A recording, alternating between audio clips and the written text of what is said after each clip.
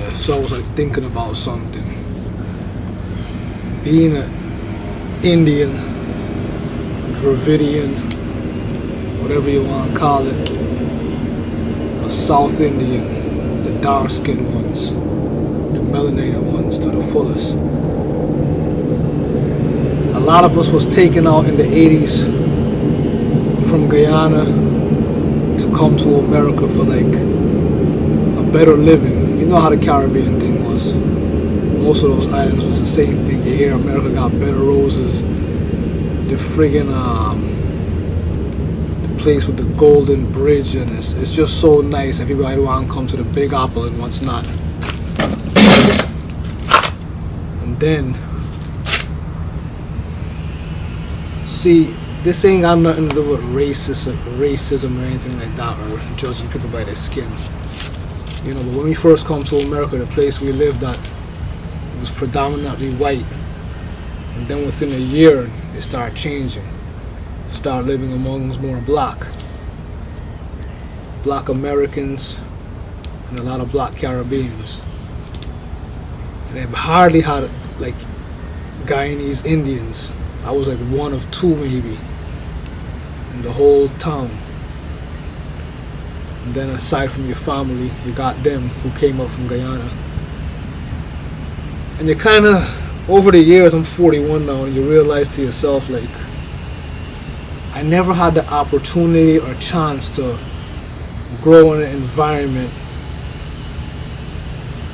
amongst your own race of people. You know what I mean?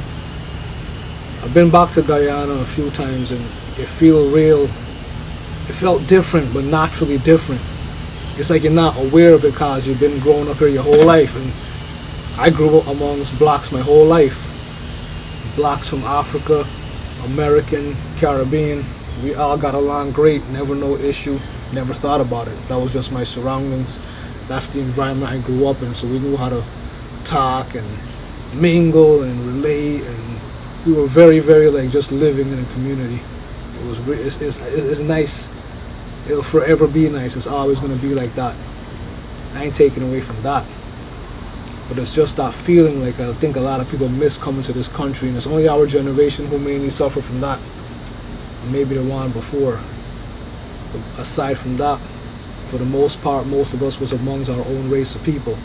I ain't saying nothing wrong with mixing up, but to miss that opportunity in life, sometimes you wonder if you really should get it. And I believe y'all should get it. You should need to live that experience. You know what I mean? It might change you mentally. You're going to view a lot of things differently.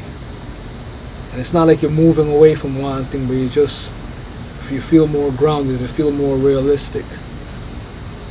You know. So one of these days I'm really considering to go back to Guyana, where my ancestors are from, and live in nature, live in the bush, go in the black water and swim, do all these things that I never get to do on a regular basis, be amongst the people.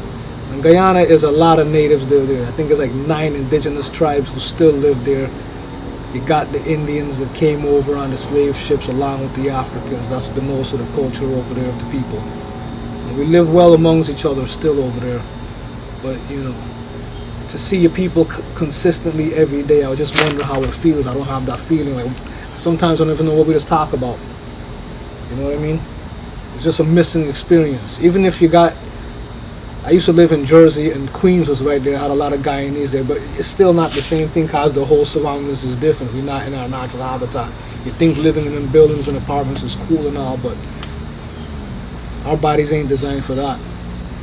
You know, even when we was over there in South India and Sri Lanka, where we originally come from, Tamil, them places, it's right around the same equator line, so that's why when we came to Guyana, it wasn't that hard to adapt, and that's why we thrive over there too. So, you know, we come over here looking all raggedy, dingy, and these type of things, because we ain't in natural habitat. We must think about that. I'm gonna head back to Guyana soon. Not back, I'm going forward to Guyana soon. Might live there for the rest of my life. You know, this country ain't for us no more.